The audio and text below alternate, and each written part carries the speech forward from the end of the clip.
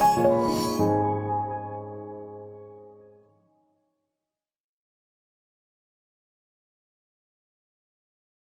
हम जो है ना, पहले भी हमने एक दो बार बात की थी कि एक ही परिस्थिति में कुछ लोग अपने आप को तोड़ लेते हैं, कुछ लोग भैया रिकॉर्ड तोड़ देते हैं। परिस्थितियां सेम होती है, एक ही कंडीशन होती है, एक जैसी होते हैं। एक घर में दो बच्चे जन्म लेते हैं बेटा, एक ही जैसा परवरिश होता है, एक ही जैसा उनका पालन पोषण होता है, खाना एक जैसा मिलता है, कपड़े एक जैसे होते हैं, माता पिता एक जैसे होते हैं, प्यार दुलार भी एक जैसा ही करते हैं, सब कुछ एक जैसा होता है। इसके बावजूद भी उनमें से एक शहंशाह बन जाता है, दूसरा एक अन्न के दाने के लिए भी तरसता है। तो सेम कंडीशन में कुछ लोग भैया बहुत गजब कर जाते हैं, कुछ लोग कुछ भी नहीं कर पाते, वो रेंग रेंग के जिंदगी निकाल लेते हैं। कुछ लोग भैया इतना सर पर दौड़ते हैं कि लोग उनको देखते ही रह जाते हैं, कुछ लोग उनको पकड़ ही नहीं पाते हैं, और कुछ लोग भैया, मैं फिर कह रहा हूं आपसे भाई, केवल केवल पड़े रहते हैं, कुछ करते नहीं, जिंदगी में आगे बढ़ते नहीं। तो यहाँ क्या फर्क होता है? एक ही कंडीशन में कैसे किसी का रिएक्शन अलग अलग हो सकता है भाई? एक जैसी, देखिए फिजिक्स कहती है कि एक सर्कमस्टेंसेज है, एक ही जैसी अवस्थाएं हैं, तो वहां पर रिजल्ट जो आएंगे ना सेम आएंगे। फिजिक्स कहती है बेटा, फिजिक्स का लॉ है। फिजिक्स को आप चाहे दुनिया में अगर सेम सिचुएशन है, सेम सारे जो है ना फैक्टर्स अप्लाई हो रहे हैं, तो फिजिक्स के रिजल्ट कभी चेंज नहीं होते। No change. केमिस्ट्री में भी लगभग तय होता है कि आप सेम अगर मटेरियल लेके आप इक्वेशन करा रहे हैं तो वहां पर रिजल्ट में ज्यादा चेंज नहीं आता है। फिजिक्स सेम आ रही है, केमिस्ट्री सेम आ रही है, बायो भी लगभग सेम होता है बेटा। हालांकि एग्रीकल्चर में थोड़ा बहुत फर्क हो सकता है भाई, ड्यू टू लैंड। कई बार जो है ना, हमारी जो लैंड होती है फर्टाइल होती है, तो वहां अलग प्रोडक्शन आता है, कहीं अलग आता है। कुछ बुक्स में अलग दिया होता है, कुछ बुक्स में अलग दिया होता है, सीड रेट भी डिफरेंट होता है ना। और प्रोडक्शन जो होता है, यील्ड जो होती है उपज, वो भी कई बार डिफरेंट होती है। तो क्या फर्क होता है? चलिए, एग्रीकल्चर इज द, थोड़ा यूं कह सकते हैं भाई, ये एक जो है ना कंडीशनल साइंस है, वहां कंडीशन का फर्क पड़ता है। लेकिन कुछ ऐसी साइंस है जहां पर कंडीशन अगर सेम दे दिया जाए तो सेम ही रिजल्ट आना चाहिए। तो फिर आदमी ऐसा क्यों करता है कि आदमी को अगर ना सेम कंडीशन मिल रही है, सेम सब कुछ मिल रहा है, उसके तो वही माता पिता है, वही सब कुछ दे रहे हैं, वही उसको जो है ना, उसी को पढ़ाने वाले गुरुजी भी वही है। लेकिन उनमें से एक जो है ना भाई, वो हिंदुस्तान के पीएम बन जाते हैं, और दूसरे भैया आज भी वहीं पे कोई छोटी सी दुकान चला रहे होते हैं। कहीं ना कहीं तो कोई फर्क है भाई, कहीं ना कहीं कोई अंतर है। तो क्या फर्क होता है, क्या कारण है? और ये अगर हम इसको पूरा एनालिसिस करें तो एक ही चीज निकल के आती है कि फर्क आदमी खुद करता है भाई। फर्क आदमी खुद करता है, ना ऊपर वाला करता है, ना नीचे वाले कोई फर्क करते हैं। जो धरती पे है वो भी आपसे फर्क नहीं करते हैं, माता पिता कभी दो बच्चों में फर्क नहीं करते हैं। हाँ, बच्चे कभी कभी अपने आप को जो है ना अच्छा साबित करके थोड़ा सा हल्का सा जो है ना, थोड़ा सा, ज्यादा नहीं होता, थोड़ा सा हल्का सा प्यार जो है किसी बच्चे के प्रति ज्यादा हो जाता है, जो ज्यादा सिंसियर होता है, अच्छा करने वाला होता है, जुनूनी होता है, आगे बढ़ने वाला होता है, सफलता के लिए सोचने वाला होता है, बड़े सपने देखने वाला होता है, वहां थोड़ा सा झुकाव हो सकता है, थोड़ा सा, ज्यादा नहीं होता है। लेकिन बेटा हो चाहे माँ बाप हो, कितने ही निकृष्ट हो, कितने ही बेकार हो, उनको कभी भी जो है ना, माता पिता बच्चे को नहीं त्यागते हैं, बच्चे माता पिताओं को नहीं त्यागते। अगर सच्चे मायने में सच्चे इंसान है तो फिर जब एक जैसा सारा कुछ हो रहा है तो क्या फर्क आ रहा है? ऐसा क्यों हो रहा है? तो होता है बेटा, कुछ लोग जो है ना उलझनों में उलझ के इतने बुरे फंस जाते हैं, उनको लगता है क्या हो रहा है मेरे साथ। और कुछ लोग उन्हीं उलझनों को बेटा बहुत तगड़े तरीके से लेते हैं, चैंपियन की तरह लेते हैं, हमेशा आगे बढ़ते रहते हैं, दुनिया से लड़ते रहते हैं, हालात से लड़ते रहते हैं, हर किसी से जो है संघर्ष करते रहते हैं, और एक बुलंदी, एक मुकाम पे पहुंचते हैं।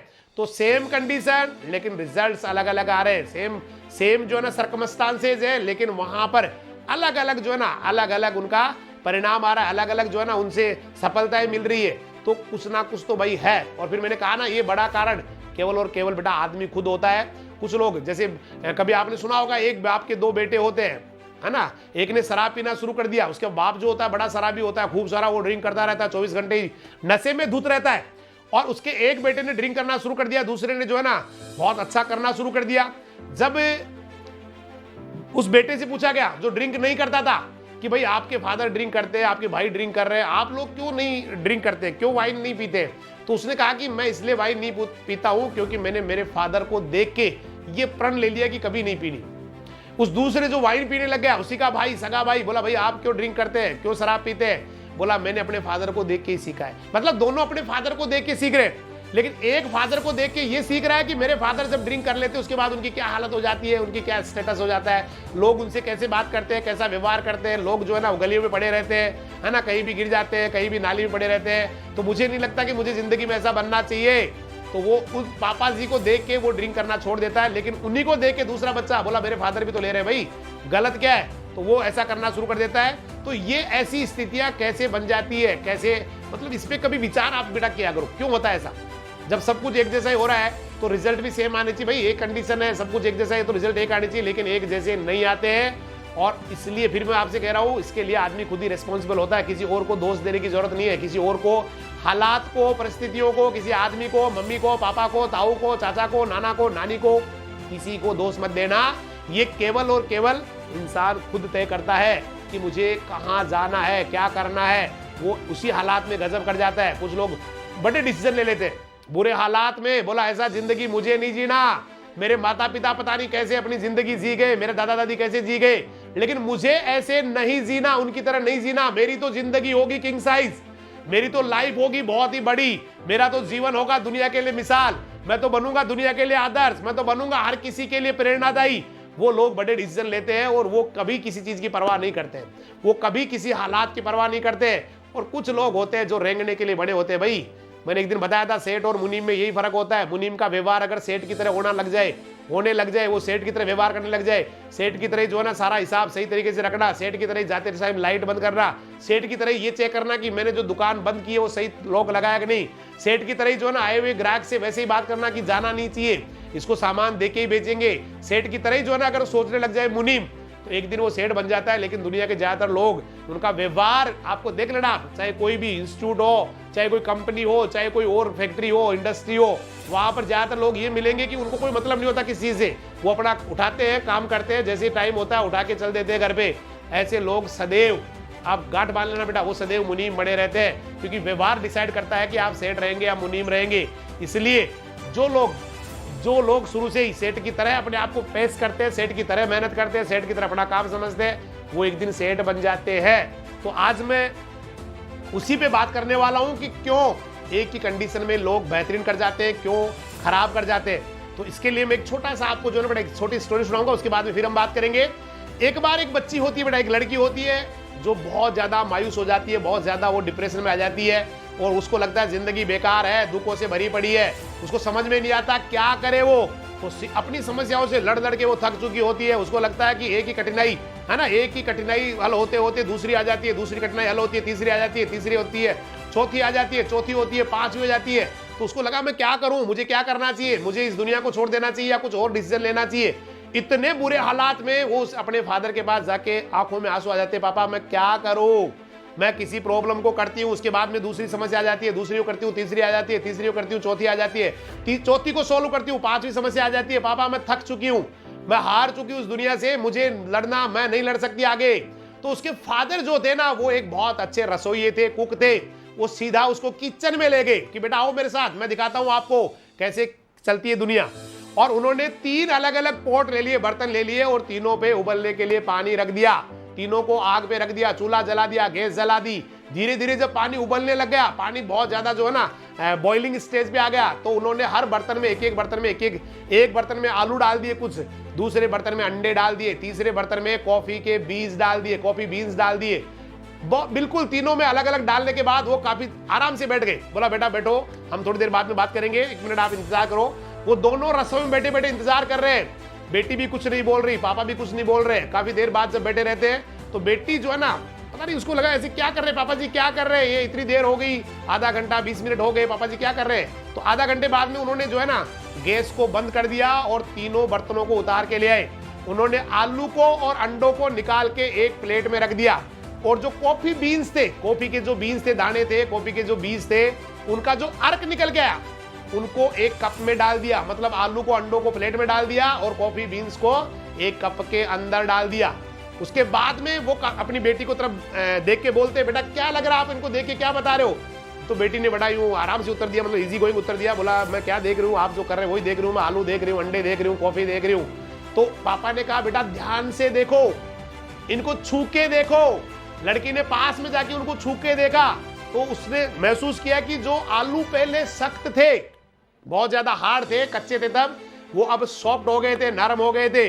फिर उसने अंडे को तोड़ के देखा, अंडा जो पहले बिल्कुल ही सॉफ्ट था, लिक्विड फॉर्म में था, वो उबालने के बाद में सख्त हो गया था। और तीसरा जो कॉफी बीन था, उसके पापा ने कहा बेटा इनको पी के देखो, उस बेटी ने कॉफी को उठाया, गरम गरम जो कॉफी थी उसको पी के, और जैसे उस कॉफी को उसने अपने अंदर मतलब पिया तो उसके चेहरे पे मुस्कुराहट आ गई। उसने पूछा पापा समझ में नहीं आया क्या करने में हो? तो उसके पापा जी ने समझाया बेटा आलू, अंडे और कॉफी बीन्स, इनको एक जैसी ही मुश्किलों का सामना करना पड़ा है। इनको तीनों को ही उबलते पानी के बहुत ही बुरे हालात से गुजरना पड़ा है, और तीनों ने अपने अपने हिसाब से प्रतिक्रियाएं दी है, अपने अपने हिसाब से प्रतिक्रियाएं दी है। आलू जो पहले हार्ड था, गर्म पानी में गया, उबला, कमजोर पड़ गया, मतलब हालात के साथ ये कमजोर हो गया। अंडा जो पहले से तरल था, लिक्विड फॉर्म था, वो भी उबलते पानी का विपत्तियों का सामना करके सख्त हो गया, हार्ड हो गया। लेकिन कॉफी बीन्स जो थे उन्होंने इन दोनों से अलग व्यवहार किया। उनको जब उबलते हुए पानी में डाला गया तो उसने पानी को ही बदल दिया और एक नई चीज ही बना दी, नई रचना ही कर दी, बिल्कुल ही अलग कर दी। अब बेटी आपको क्या बनना है? आलू बनना है या अंडे बनना है या कॉफी बीन्स बनना है? तुम इनमें से क्या बनना पसंद करोगी? इनमें से कैसी होना पसंद करोगी? किसकी तरह व्यवहार करना पसंद करोगी? तो बेटी ने जवाब दिया पापा मुझे लग रहा है कॉफी बीन्स ज्यादा बेस्ट है, क्योंकि कॉफी बीन्स ने पानी को ही चेंज कर दिया, बाकी सबने अपने आप को बदल लिया, बुरे हालात में अपने आप को बदल लिया, लेकिन इसने जो है ना बुरे हालात में भी अपने आप को बहुत अच्छा कर दिया। बस इतना कहते ही उन्होंने कहा जब मुश्किलें तुम्हारा दरवाजा खटखटाए तो बेटा तुम्हें यही करना है, तुम इनमें से जो है ना यही करोगी। जब भी परेशानी आए तो यही करना है। मतलब हालात सबके सामने खराब होते हैं, कुछ लोग वहां पर टूट जाते हैं, मतलब सख्त हो जाते हैं, कुछ लोग जो है ना पिघल जाते हैं, भाई सॉफ्ट हो जाते हैं, लेकिन कुछ लोग होते हैं जो अपने आप को ज्यादा निखार लेते हैं, कॉफी बीन्स की तरह। तो इंपॉर्टेंट यह है कि आप कैसी प्रतिक्रिया दे रहे हैं, क्योंकि परिस्थितियां आप कंट्रोल नहीं कर सकते, बाहर के वातावरण को आप कंट्रोल नहीं कर सकते, आपके अंदर क्या चल रहा है उसको भी काफी हद तक आप कंट्रोल नहीं कर सकते, लेकिन उस बुरे हालात में आप कैसा अपने आप को प्रेजेंट कर रहे हैं ये बड़ा इंपॉर्टेंट है, ये ज्यादा इंपॉर्टेंट है। क्योंकि परिस्थितियां बेटा खराब अच्छी आती रहती है, लेकिन उस हालात में आप अपने आप को कैसे पेश करते हैं ये ज्यादा इंपॉर्टेंट है। तो हालात कैसे भी आए बेटा, कितने बुरे हालात आए, कैसे भी आए, हमेशा अपने आप को निखारते रहो, अपने आप को अच्छा कराते रहो, अपने आप को आगे बढ़ाते रहो, अपने आप को जो है ना जबरदस्त बनाते रहो, अपने आप को तूफान बनाते रहो। क्योंकि हालात बेटा एक दिन सही हो जाते हैं, लेकिन आदमी जो उस बुरे हालात में भी हिम्मत नहीं हारता है, उस बुरे हालात में भी चैंपियन बनने की चाह को नहीं छोड़ता है, उस चैंपियन बनने वाली जो पागलपन है उसको नहीं अपने अंदर नीचे नहीं आने देता, उसको जो है ना उस लेवल को नहीं गिरने देता है, वो ही एक दिन चैंपियन बनता है। हालात आप और मैं बस कंट्रोल हमारे बस में नहीं होते हैं, लेकिन हम हमारे बस में होते हैं, हमारा जो जुनून है वो हमारे बस में होता है। और हालात तो मैंने कल वाले प्रोग्राम में परसों वाले में भी कहा था कि हालात अगर बहुत ज्यादा खराब हो गए तो ये मान लेना you are on the final stage.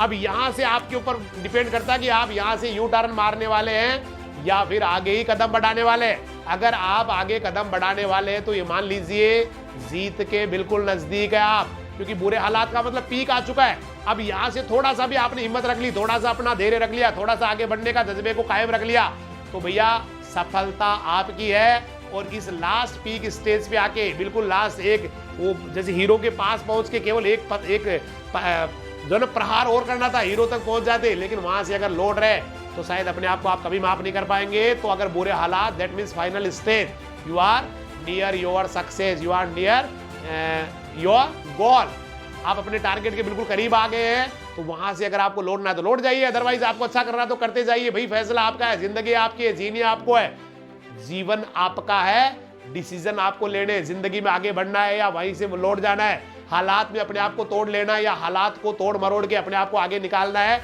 ये फैसला आप करने वाले हैं, अपने आप पर डिपेंड करने वाले हैं, किसी और पर डिपेंड नहीं करने वाला। इसलिए बेटा हालात कितने भी खराब हो जाए बेहतरीन करते रहो, आगे बढ़ते रहो, गदर मचाते रहो, तूफान मचाते रहो, अच्छा करते रहो। बेटा दिमाग जो है ना बहुत बार ऐसी स्टेज में आ जाता है कि हमें लगता है कि अब शायद मुझे रेस्ट कर लेना चाहिए या मुझे ये वाला टाइम अभी इस समय निकाल लेना चाहिए। अभी बेटा आपका जीवन रुकने का नाम नहीं है, इस समय आपका रुकने वाला स्टेज नहीं, इस समय आपको मेहनत करना बेटा। ये आज से नहीं, हजारों सालों से ये परंपरा चली आ रही है कि 25 ईयर्स ओल्ड जब स्टूडेंट होते थे या गुरु के टाइम में, पुराने जमाने में जब शिष्य होते थे तो वो अपने गुरु के पास जंगलों में रहा करते थे, विद्या अर्जन किया करते थे, वहीं पे जो है ना खुद ही सारा काम अपना किया करते थे। उसके बाद 25 ईयर्स जब होता था तो एक जो उनका जो कौन सा आश्रम होते थे, वानप्रस्थ आश्रम क्या क्या होते थे, वहां से वो सेकंड स्टेज में आया करते थे। तो ये पुराने जमाने से चली आ रही परंपरा है, आज की नहीं है, इसलिए ये सभी को करना होता है। और इस समय तो 2, 4, 5 साल ज्यादा नहीं है बेटा, आपको लास्ट जो संघर्ष करना है वो 5, 6 या 7 साल खतरनाक तरीके से करना, जबरदस्त वाला, यूं बस पूरी एनर्जी यहाँ लगा देनी है। फिलहाल तो ये वाला मैंने कल भी कहा था, परसों भी कहा था कि अभी अगर आपने पूरी एनर्जी लगा दी तो फिर आपके लिए आगे के रास्ते बिल्कुल क्लीन मिलेंगे बेटा, आगे के रास्ते बिल्कुल साफ मिलेंगे, क्योंकि एक बढ़िया कॉलेज मिल जाना सफलता के लिए सबसे जरूरी है बेटा। वहाँ का माहौल, वहाँ के स्टूडेंट जो आगे बढ़ना चाह रहे हैं, वहाँ का जो परिस्थितियाँ है, वो बेटा आपकी आने वाले जीवन की जो सुखद यात्रा है, आपके आने वाले फ्यूचर का जो बेस्ट करने वाला जो टाइम है, उसके लिए एक बहुत ही बढ़िया पाथवे बना देगा। इसलिए फिलहाल तो पूरी एनर्जी इस पे लगा दो, उसके बाद 2-4-5 साल बस संघर्ष करना, उसके बाद पूरी जिंदगी राजा की तरह जीनी है। और ये 2-4-5 साल अगर मजे मार लिए ना भाई, कुछ भी नहीं कर पाए, तो फिर बेटा जीवन नरक जैसा होगा। इस चीज को हमेशा याद रखना। इसलिए बेहतरीन करते जाओ, अच्छा करते जाओ, अच्छे इंसान हो आप, हिंदुस्तान की शान है आप, हिंदुस्तान आपका है, अच्छा करने वाले आप, अच्छा करेंगे, मुझे पूरा यकीन है। और मैं देता हूं यहां से पूरे राजधानी परिवार से आपको good luck, best of luck, अच्छा करने के लिए। अच्छा करते जाइए, हिंदुस्तान आपका है, दुनिया आपकी है, बेहतरीन करते जाइए, आगे बढ़ते रहिए, चुनौतियों को स्वीकार करते रहिए, चैलेंजेस को एक्सेप्ट करके आगे बढ़ते रहिए। तब तक के लिए सभी को बहुत बहुत धन्यवाद। नमस्कार, जय हिंद, जय राजधानी, सत श्री अकाल, सब्बा खैर, वाहे गुरु दी फतेह, खुदा हाफिज, अल्लाह हाफिज, राम राम साहब।